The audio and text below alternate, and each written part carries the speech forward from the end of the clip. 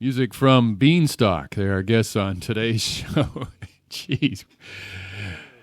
Tell me the name of that Joe one Lisi, one more time. Ladies and gentlemen, Joe Lisi. Joe Lisi. Yeah, we'll get to that. Oh, no. What was the name of that one again? Wild Turkey. Wild Turkey. Written by Joe Lisi, by the way. Yeah. A little. Yeah, that's actually a Turkish, an old Turkish folk melody. I was just going to say, that sounds Middle Eastern. Yeah, it definitely has that, pardon me, definitely has that flavor. And yeah. So, Joel, Yes, sir. let's talk about you for just a second. Sure. Tell us about your influences and all that kind of good stuff.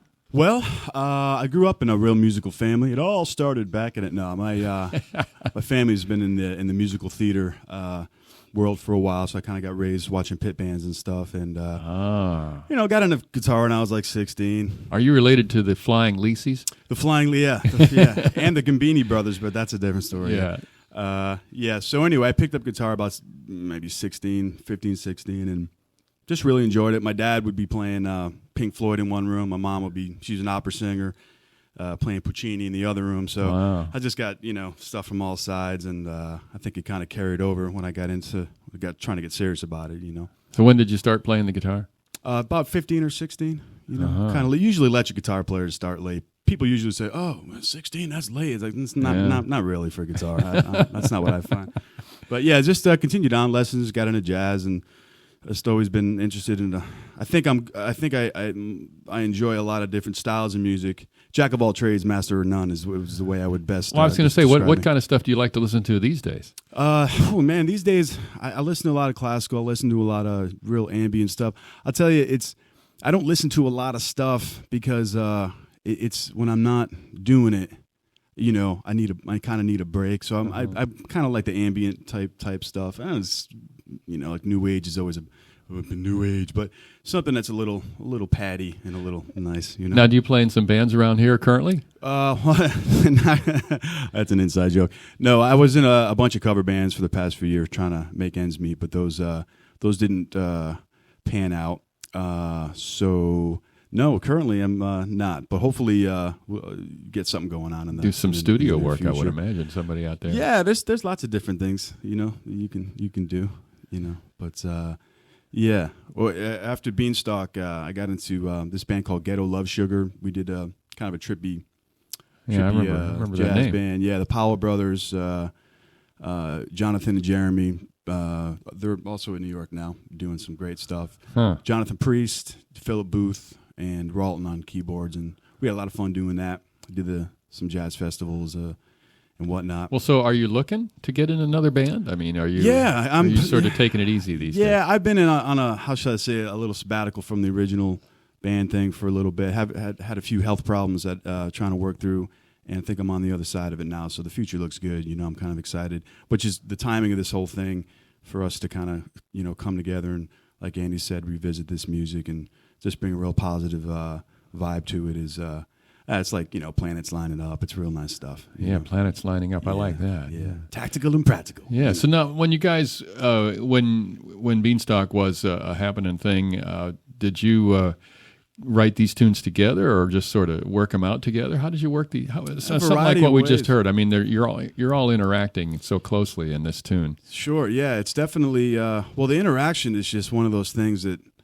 I hate to use cliches, but you just can't. That's either there or not. And the more you play with bands and musicians and stuff, you find, and it's not even really the caliber of the player or that, but there's a certain sound, a certain vibe. So we had that regardless of the writing or the composing. But a lot of the tunes I would write through compose. Show the guys, and then they of course would put their brilliance, magic dust on it. other stuff. Andy would bring a tune. I might put a melody to a bass line.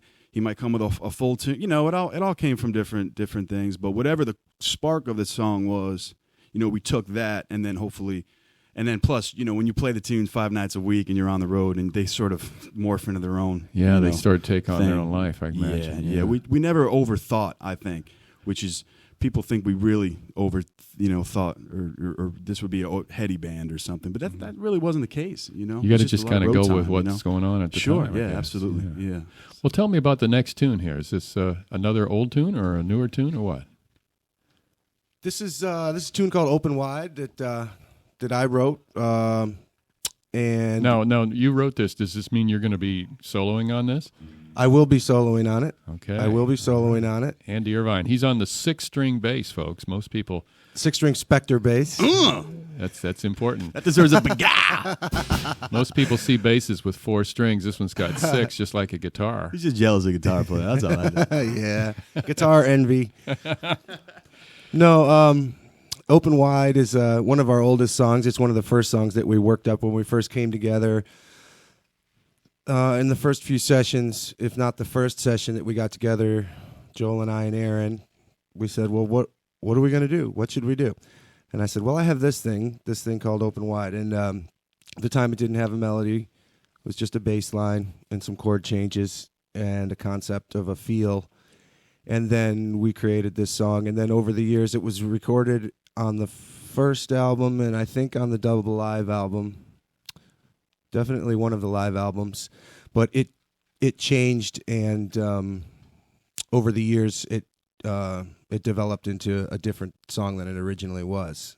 So we developed it through, like Joel was saying, we played so many shows. For 2 years when we were touring, we were doing at least 250 shows a year. Wow. So when you're working that much and you can't possibly keep up with having the repertoire constantly changing because you're so busy working that you don't have time to rehearse and create and stuff. So you find ways to make the repertoire that you are playing new and different, so you change them up and you change things and you try this and you try that. And that's kind of what we did, all the time with Beanstalk. We always evolved and we always changed things and we always kind of tried to keep it fresh for ourselves so that the work didn't seem so much like work, because when it sounds good. When you're just creative and you're just playing and making the music, it's one thing, but when you're out there all the time working and touring and to promote the records and out there doing it, it starts to become, the same over and over again. So you have to reinvent it, and that's what we did. Once again on the show this morning, we've got Beanstalk, Andy Irvine on the bass, Joel Lisi on the guitar, Billy Carr on the drums. They're appearing Sunday afternoon at Skipper's.